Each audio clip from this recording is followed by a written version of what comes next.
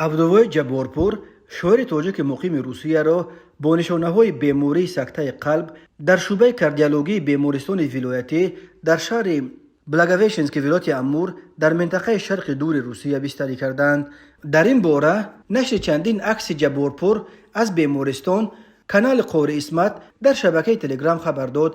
از این عکس‌ها برمی‌آید که شاعر تاجیک مهاجر در بخش طبابت شدید یا اینتنسیوی بیمارستان ولایتی تحت طبابت قرار دارد. درباره وضع عبدالوای جبارپور معلومات دیگری داده نشده است. کانال قوری اسمت تنها این بیت جبارپور را در خبرش اضافه کرده است: تو بهاران زنده مانم یا نمانم، بهر یاران زنده مانم یا نمانم. عبدالوای جبارپور 39 سال دارد. او 9 ماه سال 1984 در دهه 70 در کوهستان جماعت شینگ در کنار شهر پنجکنت به دنیا آمده است.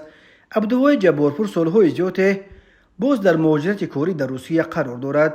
اشعار او در مطبوعات و شبکه‌های اجتماعی به صورت پراکنده چاپ شده است، ولی تا کنون جبارپور شعرهایش را به شکل کتاب مرتب و نشر نکرده است.